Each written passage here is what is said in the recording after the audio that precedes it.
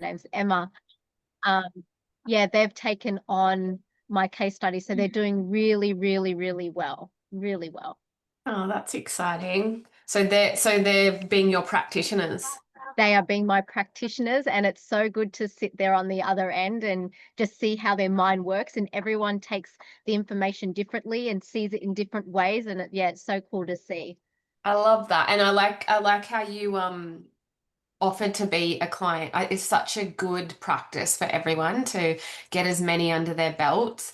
So I was saying, like, for I think both Helena and I in our practitioner course, we both had to see 150 patients each and do the full write-ups for all of them, and it like extensive write-ups. It's crazy, but it's so good because that I find that such a powerful way of learning because you get all the information and like we always say you embody it, but then you've got to also implement it.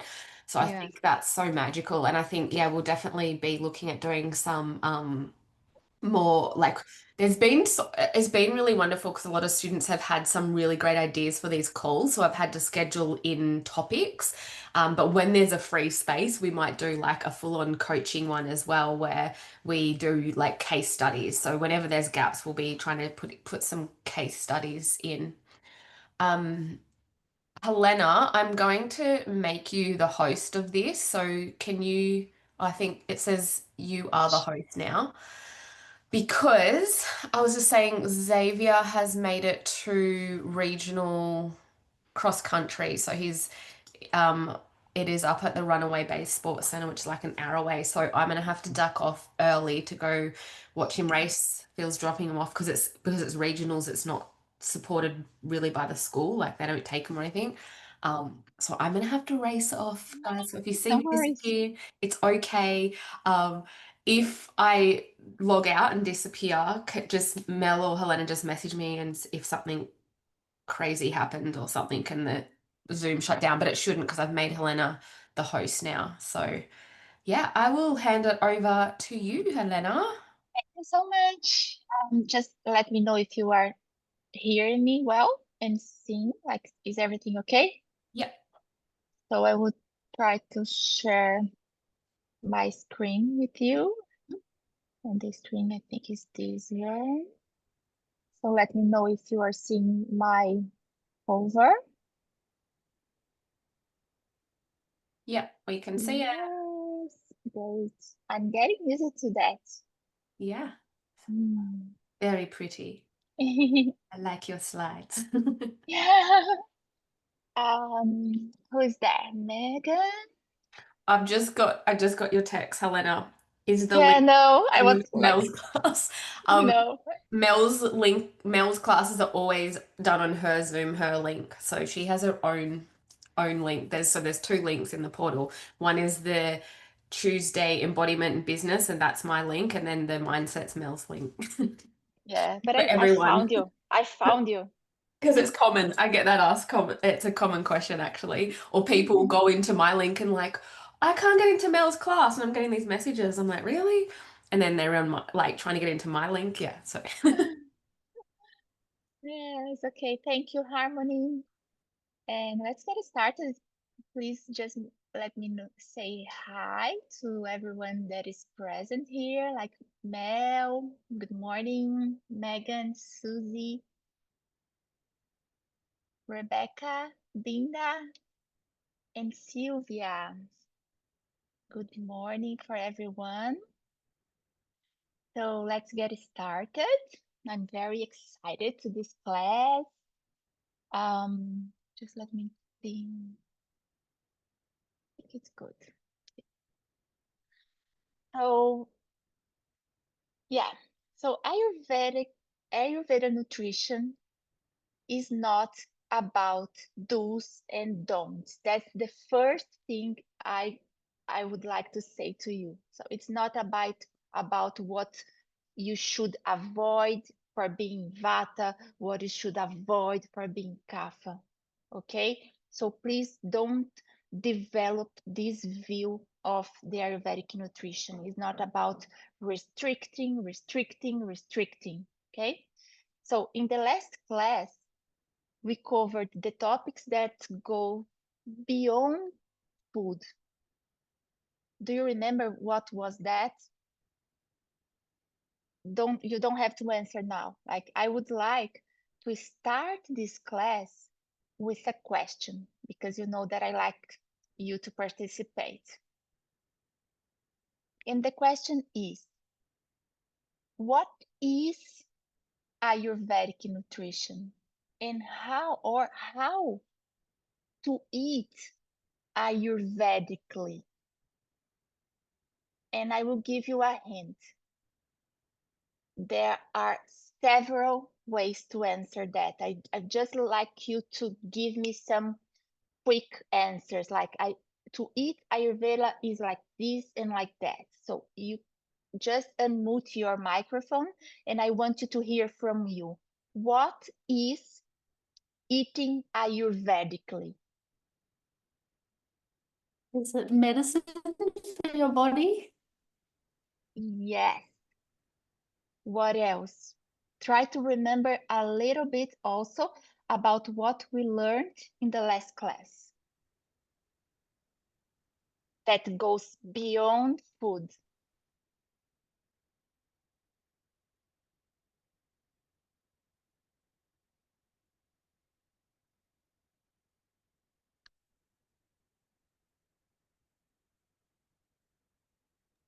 I remember you said something about eating according to your Agni. Is your Agni slow, fast, movement, that kind of stuff? Great. Eating according to your Agni, or following the real sensation of hunger. Right. What else? What we should eat or not? I will wait you. What else? Sylvia.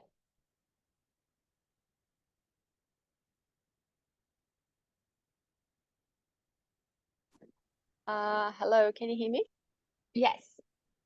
Yeah, sorry. For me, it would be like living with rhythms of nature. So you work with seasons, you work with what's good for you at the time. It's never a thing that goes across all months. It's always changing. Yes, this is another important topic. So the time we eat, either the time of the day or the time of the year or the place we live. How is the weather outside? And remember, how is the weather inside?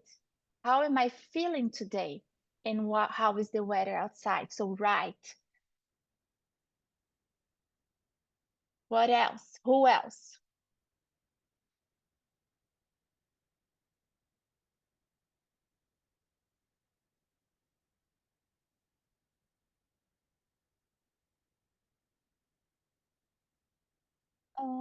I'm the host and I have to admit Emma. Emma, yes, Emma entered. Welcome, Emma. So just a quick review for you, like just to clarify. Ayurvedic nutrition go beyond food. We talk about time about respecting our Agni, but remember, the amount of food is also something that has to be considered. The way you prepare the food and the emotions you put on that, the attitude you are experience or you are dealing when eating, and the quality of the food. And remember, the quality of the food according to Ayurveda is not about superfoods, supplements, and very processed and concentrated supplements. What is the quality? What means quality according to Ayurveda? In one word, it would be fresh. Prana? What, Fresh Megan? prana? Yes. Prana? Prana. With prana, fresh is the same thing as prana. You are right. And there is something is important that accidentally I skipped last last class, that is the combination of foods. So there is something very important called in Ayurveda Virudahara. Viruda means incompatibility. You get that? Something that just don't match. And ahara means food. So food that just don't combine with another. And I will have just to come back here very quickly. This was something about the last class, just for you to have a quick review. Are you seeing that? Like food incompatibilities? Are you in that slide? Yes, so just for you to have a quick view. Cow's milk doesn't match with banana, fish, meat, melons, acidity fruit, khichdi, and yeast breads. Yogurt doesn't combine with acidic fruit, melons, hot drinks, meat, fish, mango, cornstarch, and cheese, and so on. Okay, so according to Ayurveda, we should avoid as much as we can these combinations of food. Okay, so this was something from the last class.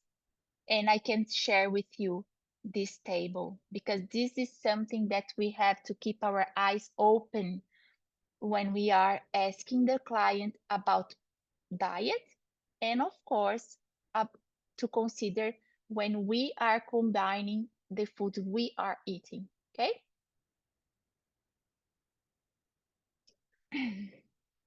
Let me skip to my notes. So we also learned in the last class that there is a specific branch of Ayurveda called Dravya Guna Rasa Vipak Yaridyadi Simanta, a big word that means the science of all the substances in nature, including metals, crystals, herbs, and food. So when we talk about food, we are talking about Dravya Guna and this science with this huge name. Okay, so today we're gonna jump into the concept of the 6 days, and we will also talk about how to think about healthy diet considering the doshas and the seasons. Remember, Ayurveda is not about following 1,000 rules. It's all about considering basically 2 things. And Rebecca brought that for us today. Our outer climate and our inner climate.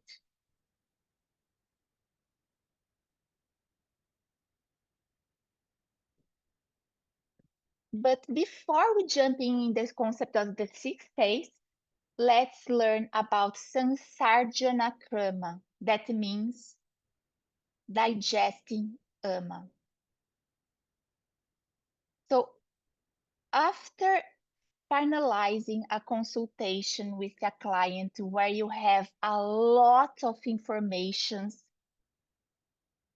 that came through your questioning, that came through your observation, that came through your examination, what should be the first 2 most important things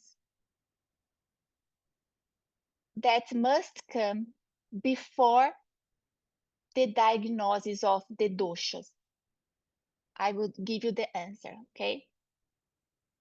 One, and the most important thing is observing if this client is not losing tissue in an acute way. I mean, not in a chronic way, in an acute way. What is this tissue loss? Basic. diarrhea, but I mean diarrhea, not the chronic one, the acute diarrhea, and vomiting. And this will be rare. We can say that it is rare. People are not coming to us because they are with these symptoms. Maybe they are going straight to the doctor or to GGP. But this would be the first thing. Stop this tissue loss that is happening acutely. Okay. Second, before diagnosing the AMA,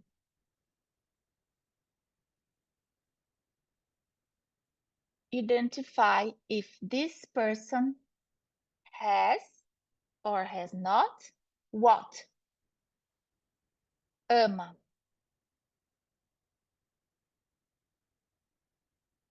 I already said what differs an Ayurvedic practitioner and a good Ayurvedic practitioner is the ability to identify AMA. For that, we need to have on mind the attributes of AMA, and we covered that quickly in the last class. And we also must know how to treat AMA. And treating AMA in the classic texts is Sansarjana Krama. According to Charak, you know Charak from Charak Samhita,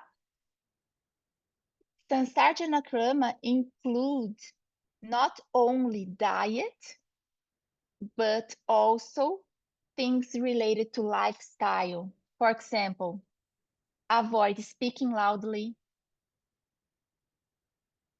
avoid body irritation caused by excessive travel, avoid prolonged walking, avoid remaining seated for too long, avoiding eating without feeling hungry, avoid consumption of unhealthy food, avoid sleeping during the day, avoid sexual activity, and that's all. And there are also contraindications for this plan called Sansarjana Krama. So we should not prescribe this kind of diet, and diet and lifestyle for everyone, basically because it can deplete the tissues. Okay, so think about that.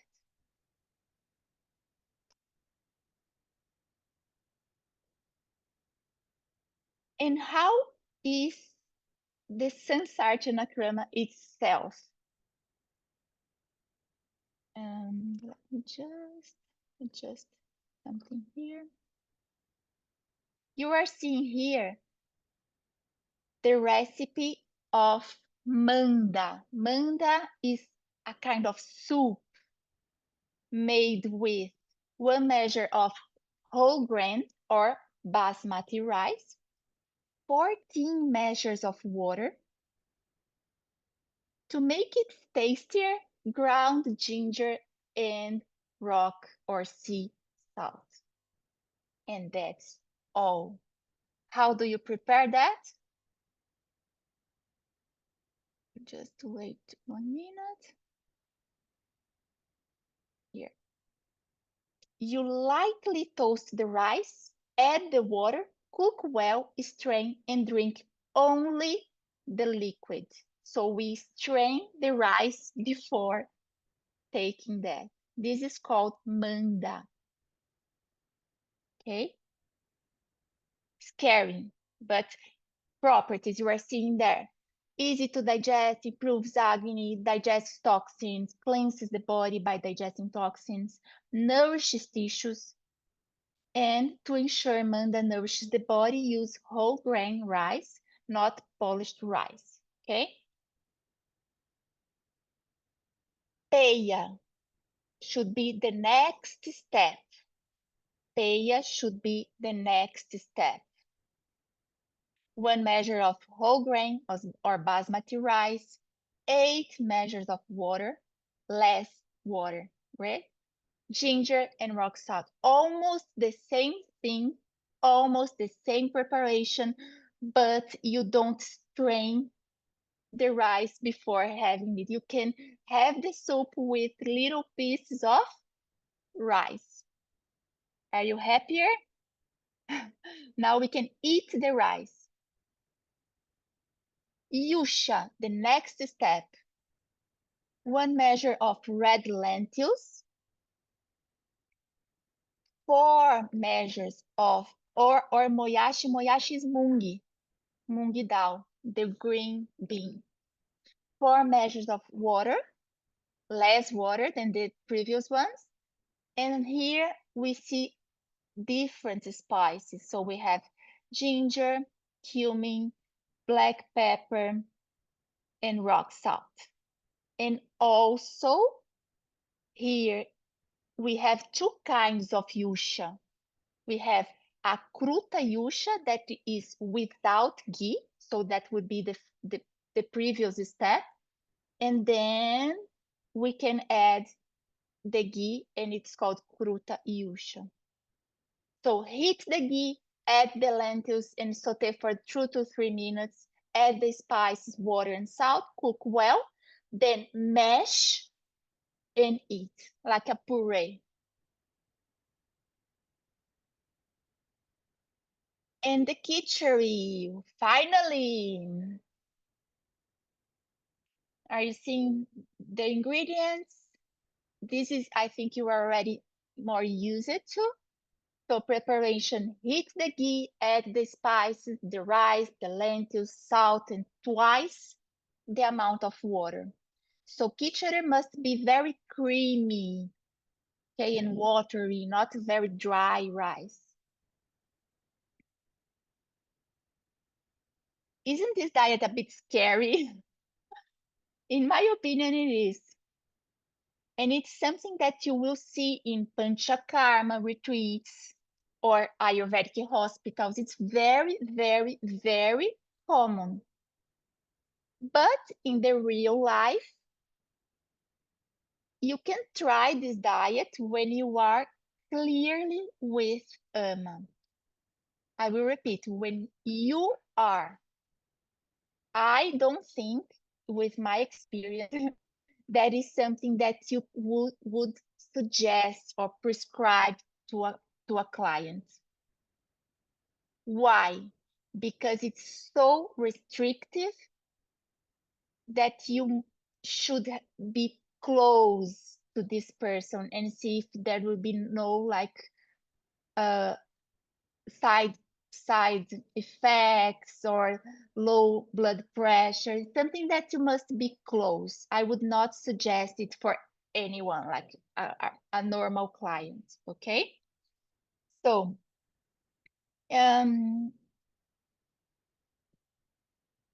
let's see how can we apply this anti-ama diet in the real life, okay? Real life. First, drink warm water upon waking.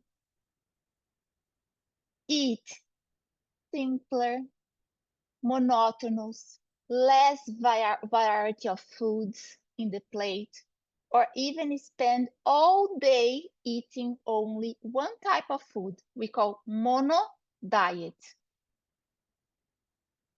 Throughout the day, drink teas made from bitter and spicy herbs with small pieces of fresh ginger. And the herbs can be basil or tulsi, mint, fennel, cinnamon.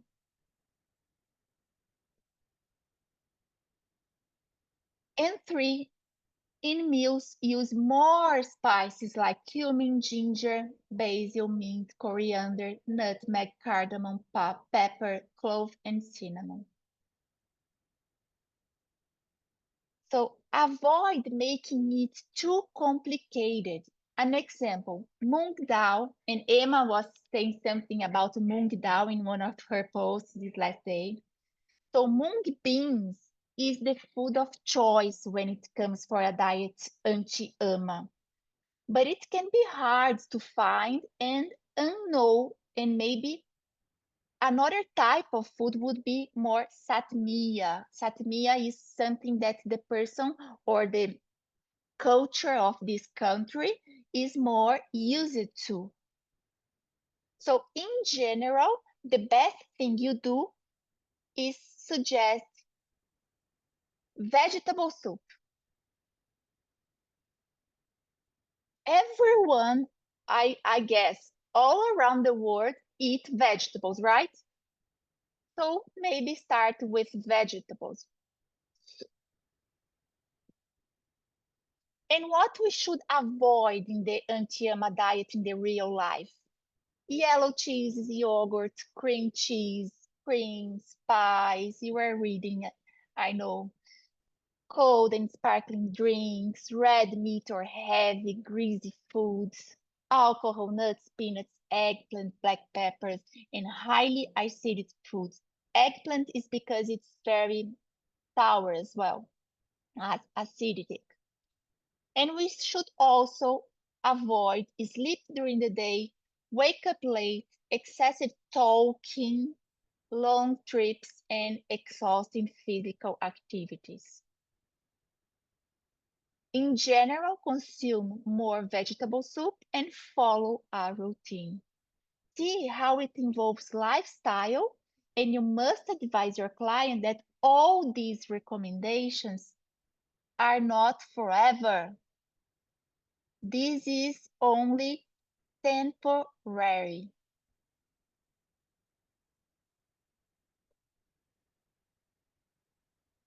And during this diet, we have sometimes it is not only the food that will digest the AMA, but you may use some herbs that in general must be dipana and pachana. Dipana means light. Light what? To revive our agni, to turn the light on of our agni, our digestive fire. And pachana means digestive, what helps to digest the food.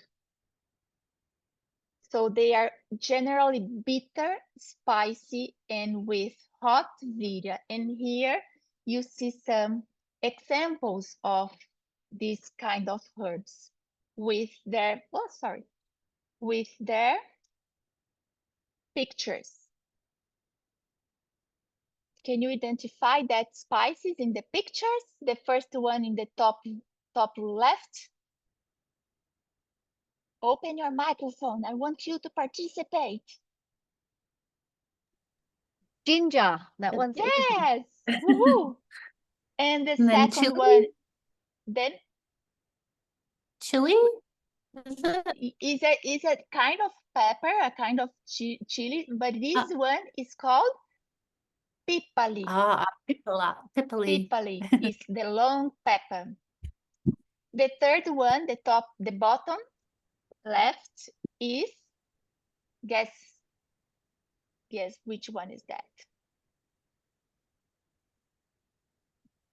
I will say, this is tricky. Is the asafoetida. Don't know the pronunciation in English, but in Portuguese it's similar. Asafoetida. We call hing in Sanskrit. And the other side, top right, is the haritaki. And then the amala? yes, you know that amala is very similar to the Garcinia. So I'm not sure if this is ama, but I think it's the Garcinia. But they are very, very, very similar. Megan, you are right. Amala, it's very similar with this fruit. And the last one. Lemon. Woohoo! Yes. Um, yeah, so I have a question, a quick question. Open your microphone. If we are talking about the herbs that are spicy with hot virya, hot potency, now you must answer me quickly. Should you use these herbs for pittas and why?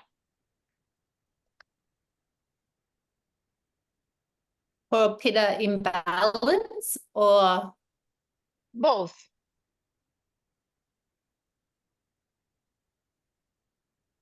not for an imbalance? I got you. What are we treating now? What are we talking about? Kapha. We will use it because it's for Amma. Great, that's the point. That's the point. So of course, remember that we can use hot spices. We can use Okay. hot spices for pitta,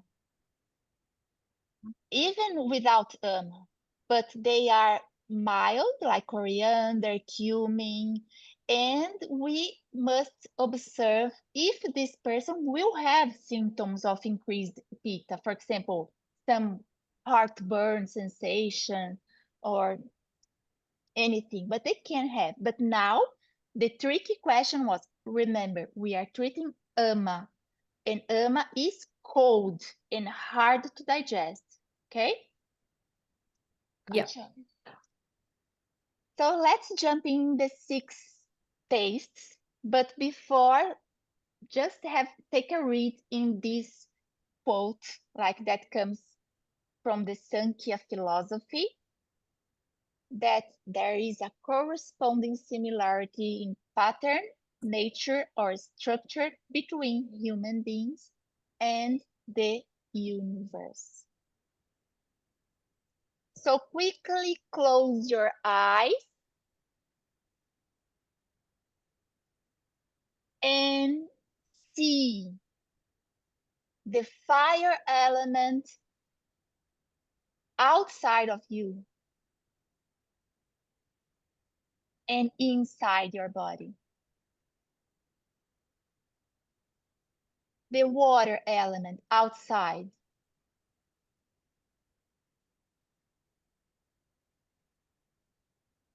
and inside. The air element outside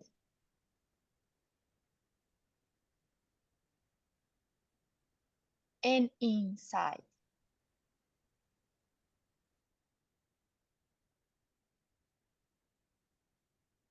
The earth element outside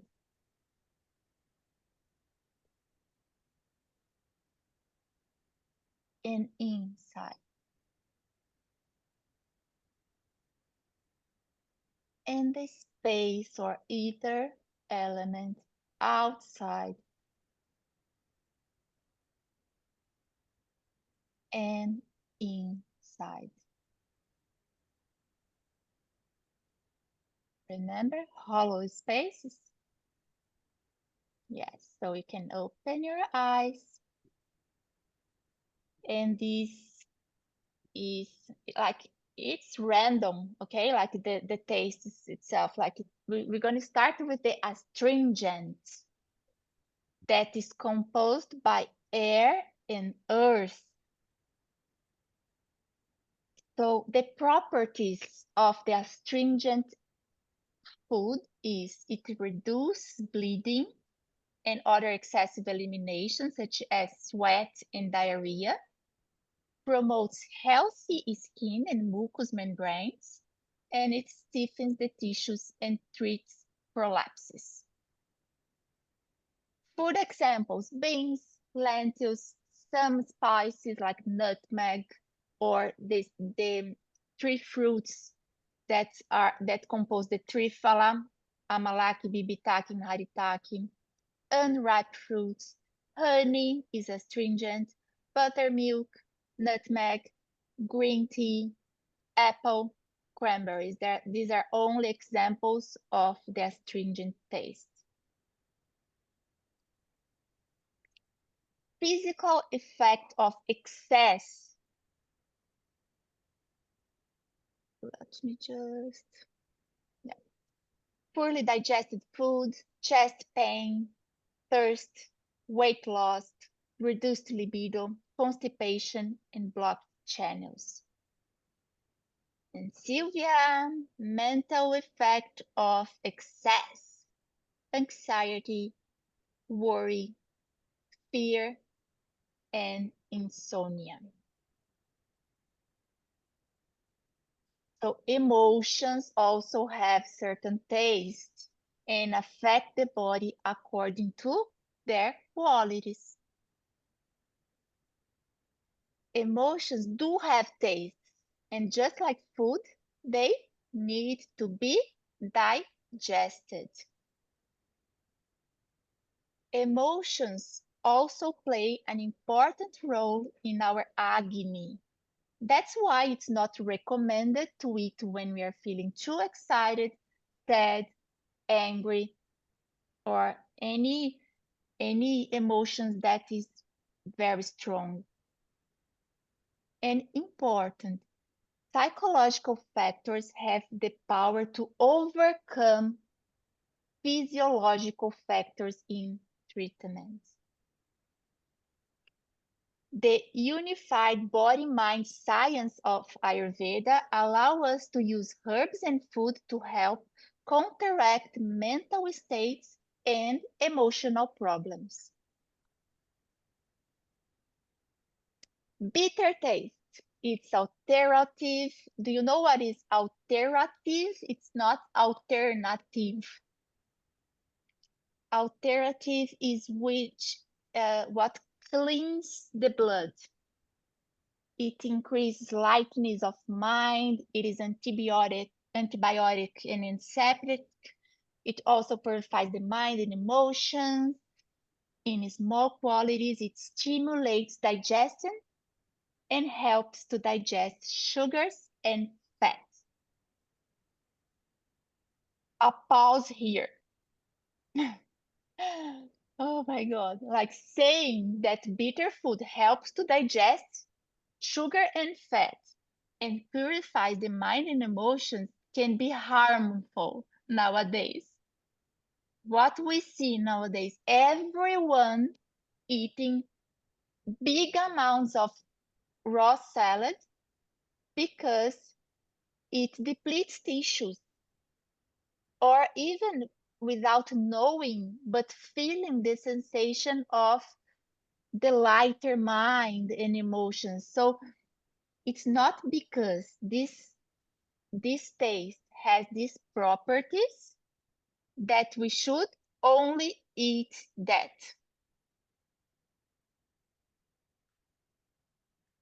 Pungent taste is stimulant, carminative. You know what is carminative? Helps in eliminating flatulence, like excess of wind in the intestines. And it's diaphoretic. Diaphoretic is it helps with the sweating to regulate the temperature, or to balance the temperature. It stimulates metabolism and promotes organic functions, stimulates circulation, opens the mind and sense, and cleans energy channels, reducing nerve pain and muscle tension. Examples? I forgot to say the examples about like the bitter, but I think you read that. Spices and peppers. Ginger is also a very common spicy food. Physical effects of excess: thirst, depletion of reproductive tissue, fainting, tremors, and lower back pain. And the mental effect is anger and impatience.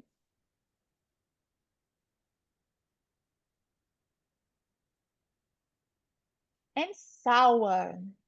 It's a stimulant, carminative, nutritious, and reduce thirst. awakens the mind and sense, promotes circulation, and strengthens the heart, nourishes tissues, with exception of the reproductive tissue. Examples: fermented food, the famous kombucha, but also yogurt and curd. You know what is curd? Is a different kind of yogurt, like a thicker one. And sour fruits like tamarind, raw mango, lemon, in general, the red fruit. Physical effects: placidity, weakness, fever, thirst, paleness, anemia, pitta imbalance in general, and how do you say that? Herpes. Herpes. Thank you. Yeah, so looking at these slides, maybe you can think about a neighbor. Usually it's a neighbor, it's never you, okay? A neighbor, I'm talking about my neighbor that is anemic. And she hates everything sour. So sour taste is not the cause of her anemia, of being anemic. However, she's a very hot temperament. Okay? Isn't that the same thing when it comes to Ayurveda? So that's one thing that you should always think about. Salty taste, water and fire. It's soothing, laxative, and sedative. In small quantities, it stimulates digestion. That's maybe why we add some pinch of salt in the warm water sometimes, that first water in the morning. In medium quantities, it is purgative, and in large quantities, it causes vomiting. It also decongests hardened mucus, soothes the nerves, and reduces anxiety. Examples: salt, seafood, and seaweed. Physical effect: hypertension, baldness, white hair, skin diseases, wrinkles, herpes, loss of strength, and abscesses. And the mental effect of the excess of salty taste is anger, impatience, and lethargy. And the last one is the sweet taste, composed by water and earth. It is a builder and increases the vitality of all tissues, harmonizes the mind, and promotes contentment. It is demulcent, or in other words, it softens the mucous membranes, like the salty taste, and it is expectorant and mild laxative. This is important. What are the sweet foods according to Ayurveda?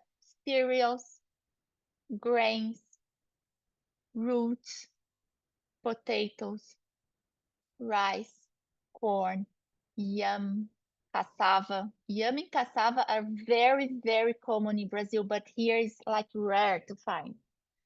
Wheat, brown sugar, honey, sweet fruits, peanuts, and the other nuts in general, milk, and ghee. Not and ghee. These are only examples. Physical effects of excess: disease to excess of fat, like obesity, diabetes, indigestion, and tumors. And the mental effect: if it's kapha, it's lethargy. And vata can cause anxiety, the excess of sweet.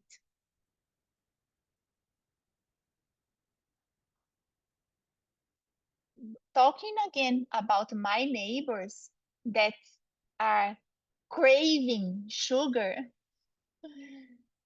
Why? Most of my neighbors are craving sugar. Look at these properties that sugar bring to us. It harmonizes the mind and promotes contentment.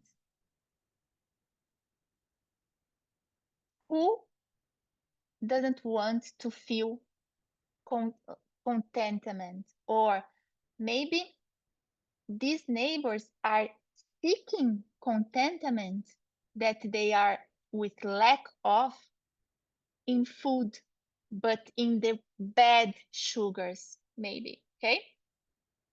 So see why the first thing I said in this class, Ayurvedic nutrition is not about do's and don'ts. We should always analyze what is really happening, and in this case, what is the kind of sweet taste that the client or you are eating.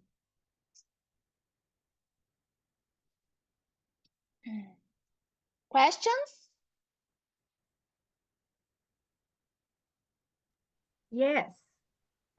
Helena, if you have a client and she's speaking about her anger that's really repressed and she can't get in touch with it, and she's been working with a psychologist and has only actually been able to touch her anger a couple of times, sadness comes in as like a protective layer. And from an Ayurvedic perspective, you can see that it is this fire imbalance through the mind, the heart, and the body that's causing a lot of symptoms.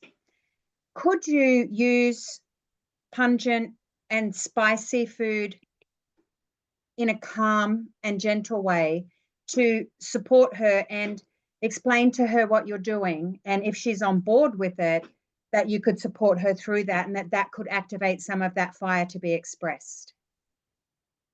That's a very, very good question, Susie. And what I can say, when you are choosing the herbs you are using for this specific client, for this specific case, of course you are seeing firstly which herbs has the best properties for improving this emotional condition. So maybe ashwagandha, shatavari, shankapushpi, jatamansi, the first ones that pops in your mind that are related to the brain or the mind. But if you take, for example, shatavari is a sweet herb. The vipaka is also sweet. Vipaka is the post-digested taste. And the virya, the potency, is cold. So it's also, it can be also hard to digest because of these properties. I'm giving the example of shatavari that is good for the mind, but it has these properties. What should you do to help the properties of the shatavari to achieve this person's brain? And you gave me the answer. Use mild, pungent herbs. Yeah. Because they are sharpening, they are penetrating. Yeah. So you use that in the diet because it was shatavari that we talked about in the first consultation. But I'm writing a follow-up email today. And now having this conversation is great because, alone that shatavari won't support what's happening. Yeah. We also need to digest these herbs. It's not because it's only a herb that we don't have to take care of the agni. If we are not digesting the herb, this herb is not achieving the target. Yeah. So we have to use that. We firstly, if there is ama, digest ama, improve the agni, Mhm. and then work with the herbs, with some pungent herbs, with these sweet herbs that will nourish the mind and emotions. And there is also something that we called vehicle, or in Sanskrit is anupana, that is what you have to mix with the herb to take that. And Mm. in general, it is or sesame oil when the issue is more related to vata, Yeah. ghee if it's pitta, Yeah. or ghee has an affinity to the brain as well. So everything related to mind, you should use ghee as Yeah. the anupana, as the vehicle. And when you want to achieve, for example, the reproductive tissue, you can use ghee, but also cow's milk. And this is a Ah. very good discussion, because what cow's milk? The happy cow's milk, okay? Yeah. Did I answer your question, Suze? Yeah, definitely. And just to touch on the mild pungent, her diet is pretty good. Her timing is good, the food she's eating is good. But the herbs, so would you add those mild pungent herbs to the food, to the cooking to support? Yes, Yes, that's what I thought. Yeah, how yeah, you can ask her to exactly. develop, Yeah, yes, yeah, her own masala. So yeah, you choose the herbs, and yeah. she will buy the herbs, mix and sprinkle that in her food. Yeah, and she's really open to that. So she's Yeah, using a lot of herbs, but I'll put forward some and then get her to look at what she's got, and maybe she might have to get a few extra ones. But yeah, awesome. Yeah, great. great. So Thank let's you. continue in this slide. Oops.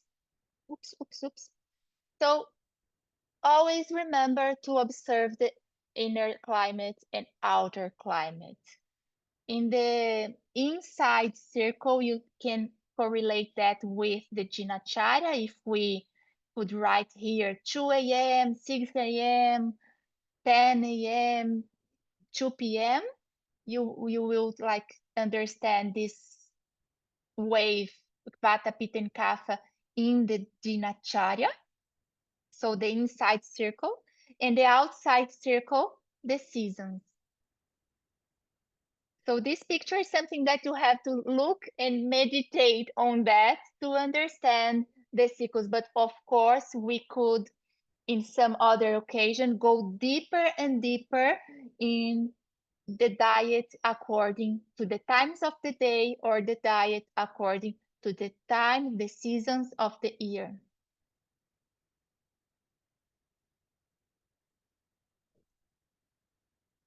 Finally, I think you were expecting that in the first minute of the first class, and we are here in the 5 last minutes of the class. Plate composition according to the dosha. So first one, Vata. What are the attributes, the gunas of Vata? Open your microphones.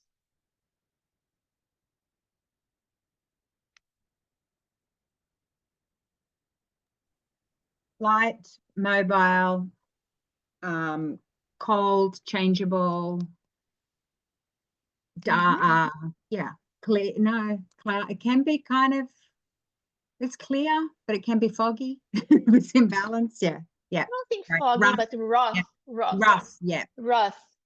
So the diet should be warm, heavy, moist, nutritious. And the recommended flavors are sweet, sour, and salty. Spicy in small quantities to stimulate appetite. Oh, here again, Suze, to stimulate appetite. One very, very, very simple way to improve your agni: black pepper. Even in kids, you can add a bit of black pepper for them to improve the agony. And care is needed with the digestive fire to improve the digestion of food and not form ama. So here we see the chart. And you imagine, according to what we saw in the previous slides, what are the sweet foods? Some root, vegetables, cereals, some grains. And sour is very important for vata. The first thing that always pops in my mind when I think about sour is lemon. So add a little bit of lemon on top of your meal. Salty, pungent, bitter, and astringent.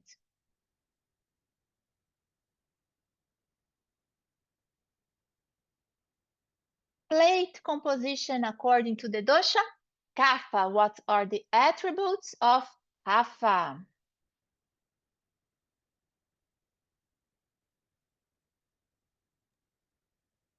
Gross, cold, stuck, immobile. Great. Sticky. What else? Heavy? Heavy, yeah, gross, heavy, yeah. Yes, gross, yes. Oily, cold, heavy, slow. There are more, but these are some ones. So this is the chart. And kapha, for kapha type, the best diet is hot, light, and dry. I will repeat. For kapha types, not for everyone. That's how the whole society is eating. An anti-diet, anti-kapha diet, because no one wants to gain weight. Everyone wants to achieve the 5% of fat tissue in the body. I'm saying in general. For kapha types, so they should abandon cold, heavy, and oily foods. So cakes, creams, sauces like tomato sauce, white sauce, no. Ice cream, no. It's not no, it's avoid. Flavors that increase kapha are sweet, salty, and sour. Those that reduce are spicy, bitter, and astringent. Now the bad news. As most foods have a sweet taste, because food, when we talked about the taste, we also must understand that we talked about the predominance of taste in that kind of foods. They are not purely that taste, okay? They are a composition of tastes, but predominantly sweet or sour. As most foods have a sweet taste, kapha should eat less food.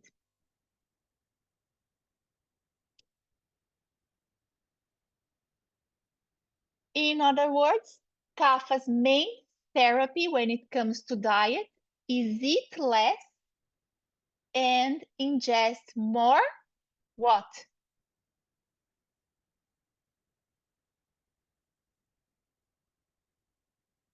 Herbs, spices, every type. Cinnamon, cloves, nutmeg, coriander, pepper, cayenne pepper, chili. Okay? And pitta. What are the attributes of pitta? Open your microphones.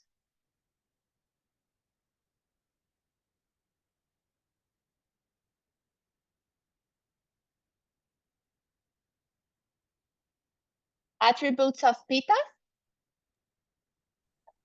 Hot, pungent, light, sharp, smelly.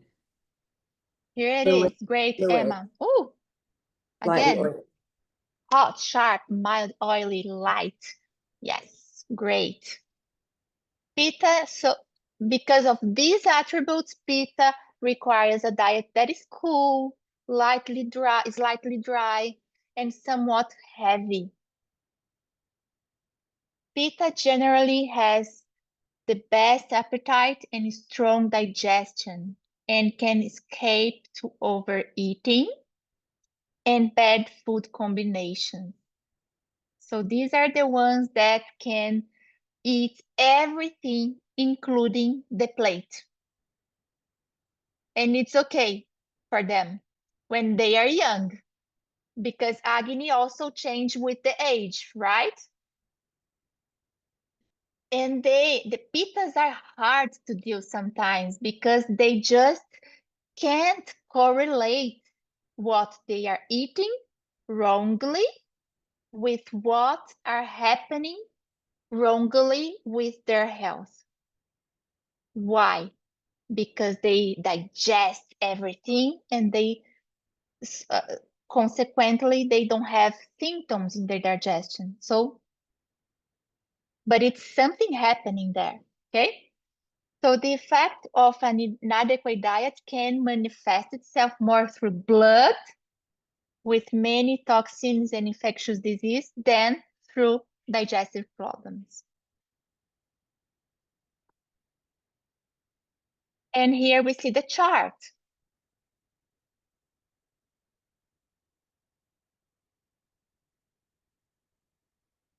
The main tastes sweet and then bitter. Look, what is bitter? What is the first thing that pops in your mind? Bitter, bitter, bitter, bitter, bitter. Green salad or vegetables, broccoli, bitter melon, spinach is sour as well, but every green is bitter, okay? Astringent, bit of sour, small amount of pungent or the mild pungent, and salty. Questions?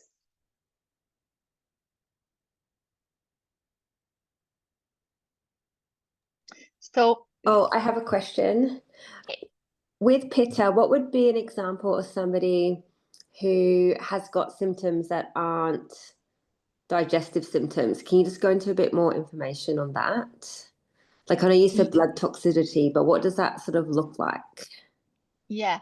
So the understanding, Emma, is always that most of the disease starts inside the digestive system. Mm-hmm. Even emotions, we were talking about emotions. If you are feeling a lot of irritability or angry, and you are affecting your stomach in the way of increasing the acidity of the digestive acidity that are there because of your emotions. So everything starts there. Because Pitta has a good digestion, they are the first ones that don't or can't associate what they are eating wrongly. And what are the wrong food for Pitta? Too hot, alcohol, oily foods like fried foods, or foods that has a very strong taste, for example, tomato sauce or mustard sauce, these sauces that are processed, spices, too much spices or pepper. But for them, it's okay. They don't feel any heartburn. They digest that and I'm okay. So it's kind of, they skip the symptoms of the digestive symptom, but the wrong things are happening there, but they don't feel. And it starts feeling as toxin, for example, in the blood. How do we see what are the symptoms of a blood with toxins? Eczema, acne, any kind of rash or redness in the skin, everything related to the skin and blood, or plasma and blood. These are toxins in the blood. We call that ama rasa. Is ama, the same ama that we learn, but not in the digestive system anymore. It's already circulating in our plasma, in the rasa tissue. So can I just ask, all AMA is first started in the digestive system, and if it's not treated or caught, then it starts spreading and circulating through the body in various different ways. Absolutely. Okay. Was that Mel? Pardon? Was that Mel that asked that? I'm Yes. not seeing you. Okay. Yeah, that's Yeah. me. What we see nowadays, and I have already listened to you saying, using this terminology, that the emotional ama. In theory, we can call these undigested emotions also as ama, because it's something emotional that we haven't digested. But this is not present in the books of Ayurveda. In the books, in the traditional book, it's not wrong to think like that, but when it comes to ama, we will always understand as undigested food. Remembering that emotions can affect our digestive system. So Helena, would gout be like a further down the track? Blood? I know it can be vata or pitta. Gout Yeah. is tricky. It's tricky, but the Tricky. answer is gout is ama. Yeah. Yeah. So I've got someone coming and who wants a steam, and I do not know if they're hydrated enough. Alcohol, green tea, and coffee is the liquids that are drank daily. And I am quite nervous about a steam on a dehydrated person with gout and lots of other symptoms. And I think from the Ayurvedic therapies, body therapies we did, if that ama is there, it's like, no, don't do the abhyanga, don't do the steam at that point in time. And it's deciphering where that point of time is, and then being able to communicate that in a way that's compassionate and caring, and also that there's other things that we can do together. And what you should do if there is ama present. So first thing, every time you see pain, redness, I'm trying to translate, and swelling in the same place, that's the symptom of gout. You can classify that as ama. It also happened with the rheumatoid arthritis when the person is in the crisis. So redness, swelling, and pain, ama. What should you do? Stop everything. Forget about vata, pitta, kapha. Yeah. And treat ama. And Yeah. then you go back to the beginning of this class. Yeah. Yeah. And you can ask me more about that. How long it should take? How do I change from Manda to Peya to Yusha to Kichari? How long? You can ask me whatever you want through the Facebook group. Yeah. Yeah. But for now, okay. Yeah. Fantastic. That's where I'll take it. Yeah. Thank Ask you. me whatever you want, because Yeah. I know that things are going to pop up now, like when you start thinking about what I tried to teach you today.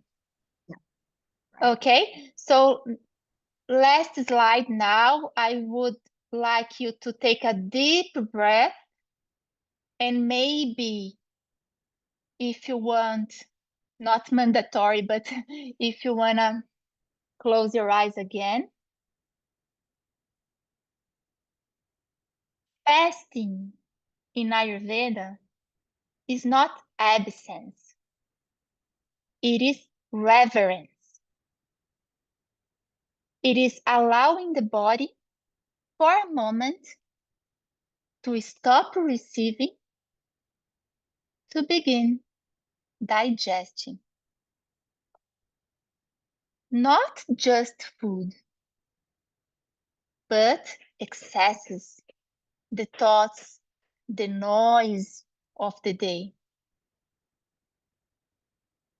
Fasting with awareness is silencing the temple. It is cleansing from the inside.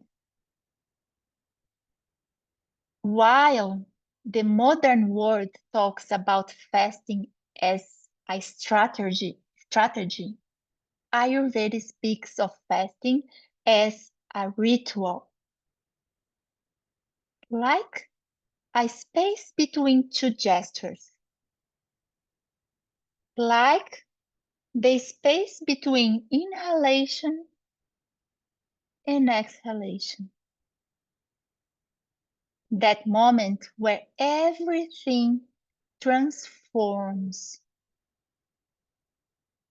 It is not about starving. It's about giving Agni, the digestive fire, a break so it can rekindle. To burn what no longer serves. To illuminate what has grown dark. And that fasting is, above all, an invitation to eat only what is necessary, to live only the essential, to silence the body in order to hear the soul. It is not the absence of food. It is the presence of clarity. Thank you so much for today. Sorry for being late. I just can't teach in 15 minutes, in 1 hour. And yes, I don't want to take more time. So if you have any doubts, just please text me and I will try to reply you as soon as I can.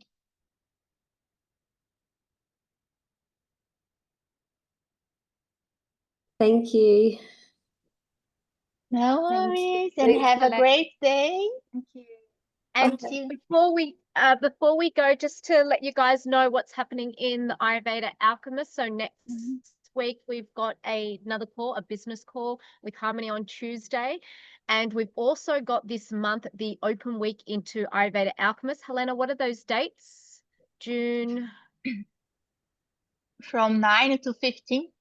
to the 9th to the 15th. So next week we've got open week, and what that is there is so many people asking and quite curious about the Ayurveda Alchemist. So this is an opportunity for you guys to be able also to invite, if you've got any friends or family or clients that just want to dip their toes in and see what it's like. We've got 3 live classes that are going to be run next week, with Harmony's running one, Helena's running one, and I'm running one. They'll also have an access to a Facebook group where they can go in there and ask questions and be supported also. So if you know anyone, please send them the link and invite them into the open week, because it's a great opportunity for them to get a taste of what Ayurveda is and go on their own healing journey. And again, if you are a alumni of The Alchemist, which a few of you are, And if anyone signs up again to the Alchemist program, whether it's the embodiment or the course itself, then don't forget you get a referral fee. So just wanted to put it out there and just remind you guys, the open week is open to all the students and alumni. So go in there. We'll probably pop in the Facebook the dates and times of the live bonus calls for you guys, so you can get it in your diary and join us live as well. If you guys have any questions on that, please jump in the Facebook group and ask. We'll be in there to answer any questions. But thank you so much, Helena. Thank you. No worries. It's a pleasure. Bye. Bye, guys.